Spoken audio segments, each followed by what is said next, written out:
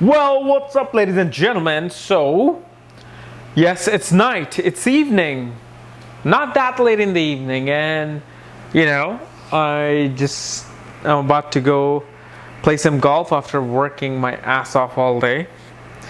So, but before I went, I wanted to make this video of 11th Lord in the 9th house and what happens when a planet that controls your 11th house is sitting in the 9th house. And as always, if you do not know where your 11th Lord is placed and where your other Lord through houses are, for that check out the links here and check out my full astrological report, including my books, Astrology, Conjunction, and Aspects at the Speed of Light. So, let's talk about 11th house. What is 11th house? 11th house is a house of gains, house of investments, your friends, your network circle. Okay, it's a house of your elder siblings. It's a house of your hopes and wishes. All your hopes and wishes that are supposed to come true are seen through 11th house. Will they come true or will they not come true? So, quite an important house in astrology, especially regarding wealth. Now, what is the 9th house? 9th house is luck, your gurus, your teachers. It's law. It is long distance travel, religion, spirituality, philosophy. So pretty much this is also a house of finance, but not finance, it's luck in finance. So when the 11th Lord goes in the 9th house, what this shows is that your network circles, your friends that you make in life are the friends that you can actually travel with, friends that you can discuss philosophical things with, spiritual things with, friends who have a lot of wisdom within them. And you especially create friends who kind of increase your morals in life. They teach you about good morals. They teach you about higher morals that you must follow. And your hopes and wishes is to travel to distant land, experience different cultures, experience different ethnicity, different ethnic groups.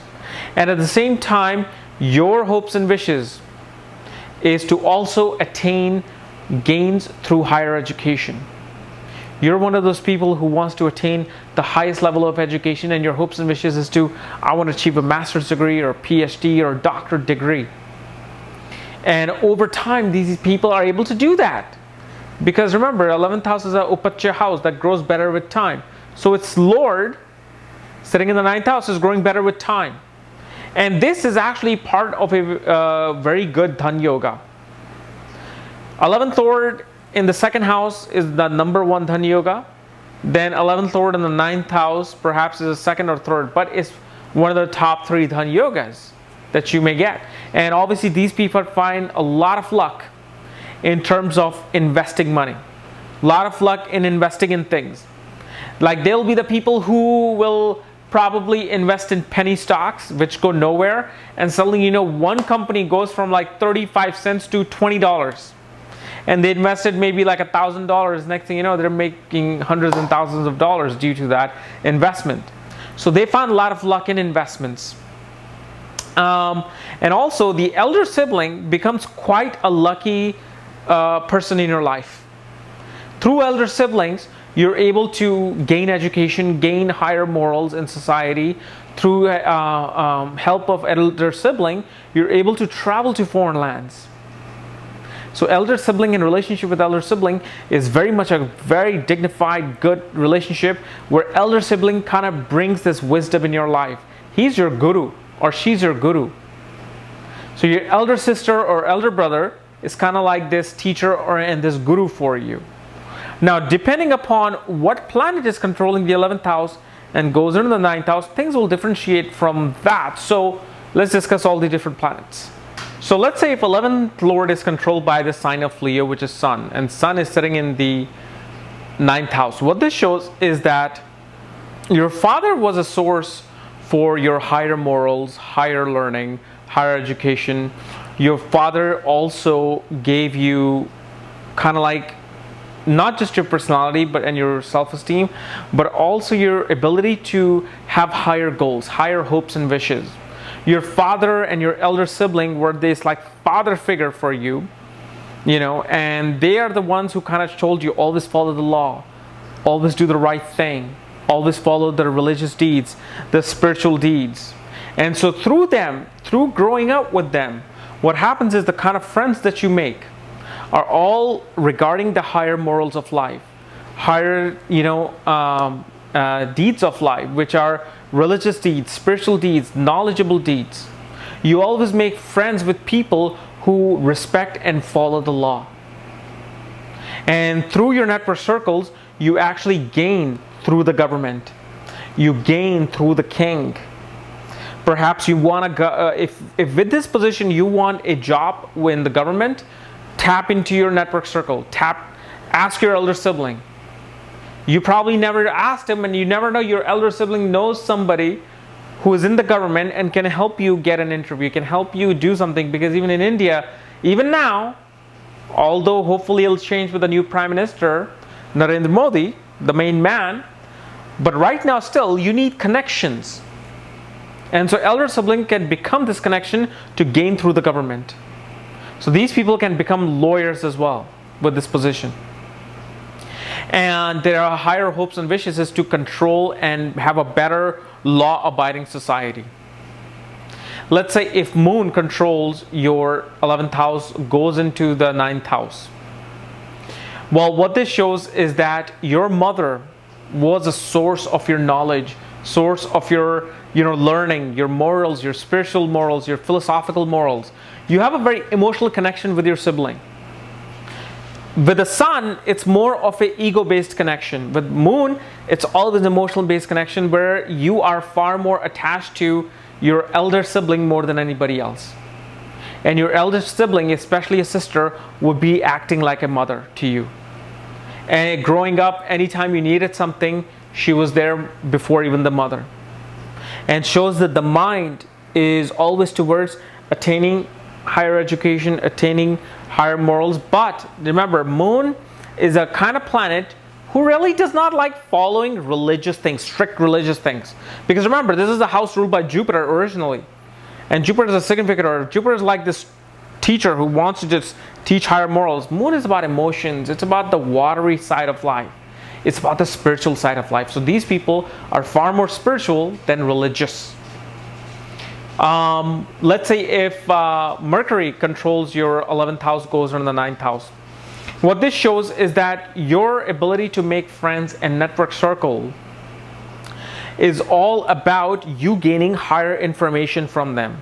You love to talk with your network circle, conversate with your network circle about philosophy and religion and debate with them about these things. Those are the kind of friends you want to make. You don't want to make a friend who said, oh, no, I don't want to discuss religion and law and all these things. No, you will not want to be friends with them. You want to be friends with people you can discuss it, share ideas with. Do perhaps business or things related to traveling, things related to going to foreign lands. Perhaps you want to have business plan to, hey, let's open up a spiritual organization, a religious organization. And Mercury here brings about hopes and wishes to travel to other distant land and do business. So import-export business people can be seen from this. People who can do, in certain sign, Mercury can show business related to textile, business related to clothing, things of that nature. But you're really communicative and you love to preach. You're the kind of, you want to be in a network circle to who you can preach to who you can be this like a priest, a guiding light to. Yet you love to travel with your friends with this position, and you just love to have fun in foreign lands with this position. You want to try different foods, different things, different activities, and so very good placement for Mercury here to enjoy simply traveling itself. Same thing with Venus. If Venus controls your 11th house, goes into the 9th house, shows immense love for traveling, passion for traveling. You meet friends in foreign lands with this kind of a Venus. You want to marry somebody who's from foreign lands or from a different ethnic group. Your higher morals and philosophical views are all about finding the creativity within them, finding the artisticness within them. And especially whether you're a male or female, you make a lot of female friends of different ethnic group than male friends. And your hopes and wishes is to find beauty in culture, find beauty in traveling. Your hopes and wishes to have enough money so you can travel, you can experience different things. And also this can make somebody a very great revolutionizing creative figure, somebody whose higher philosophical morals and their higher ideas is to have something creatively branded. Like, I'll give you an example for, like, let's say somebody like Ralph Lauren, somebody like Gucci, you know, somebody like Chanel, who wanted to set this higher standard of society when it came to clothing. Same thing with creativity. Somebody like Spielberg. When you see a Spielberg or some other Joe Schmo film, you're gonna pay more attention to Spielberg film. So it becomes a very higher importance of creativity with this kind of a person. Let's say if Mars controls your 11th house and Mars goes into the 9th house, what this shows is that this person loves to make friends with whom they can kind of debate about higher morals, higher philosophical views again, but they really get into power struggle with people because these people have a certain set of beliefs. Mars type people say, I believe in this thing. I don't believe in religion or philosophy. This is my philosophy. And I want to make friends who only believe in this kind of a philosophy, which is a soldier philosophy. So they only make one of friends with very masculine male people who are very athletic, all into like sports or coaching things. And at the same time, they want to make friends with people who kind of have their own belief system.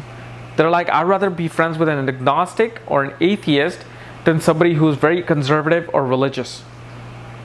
But Mars here can also show somebody who attains higher education and whose hopes and wishes is to attain higher education related to technical things, like an engineer, like a IT professional.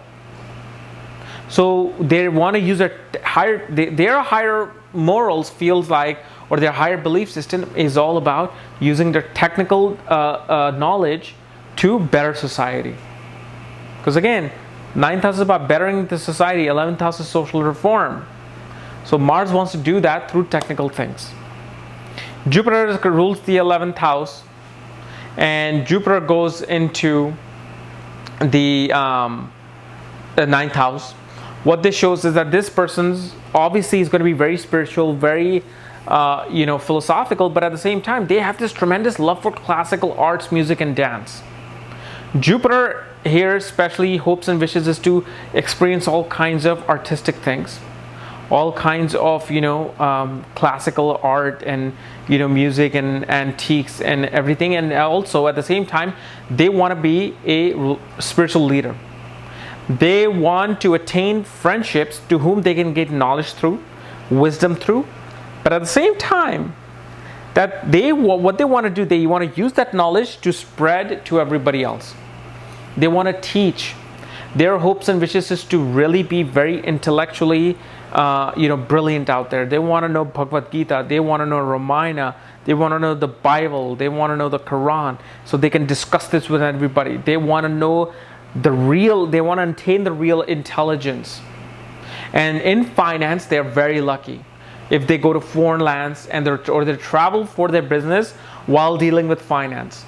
Perhaps they're financial analyst, business analyst, and so they will gain, because the luck in finance will help this kind of a Jupiter.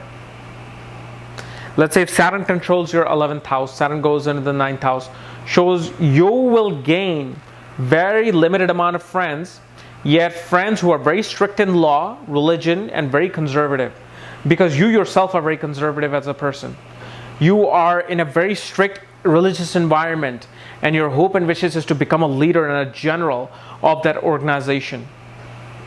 But what happens is that Saturn in the beginning may kind of not give you access to the higher learning, not give you access to the gurus that you're seeking. It may give you the wrong gurus early on, but then later on you get the right gurus. However, this Saturn can actually really make somebody more spiritual than Jupiter, because Jupiter is too much optimism. Jupiter is like overblowing your hopes and wishes. What Saturn does, Saturn breaks the ego down. That's what Saturn is. He breaks the ego down. When it comes to religion and philosophy, you lose your ego and you learn exactly for what it is. And you follow certain strict principles. And through those principles, you guide other people. You become a very strict teacher if you become a teacher. But your hopes and wishes is to everybody to follow certain set of rules, certain set of laws in life. And these people can make great judges. Their hopes and wishes really to be a judge in life. They want to judge things. They want to tell people about morality. They say, you don't like what those conservative politicians in the US who say, I'm a Bible lover and this and that, and man and woman should marry, not gay people. All of these things are Saturn. Saturn is very conservative. So that may be the negative side of Saturn. He's too conservative, too close-minded. But over time, it kind of opens up all the right avenues for a person, including luck. Okay? So guys, this was my analysis of 11th Lord in the 9th house. If you're new to my channel, subscribe below. And again, if you want to know where your 11th Lord is placed and where your other Lord placements are, including all my books and new options, for that, check out the links here. Otherwise, we'll see you later. Bye-bye.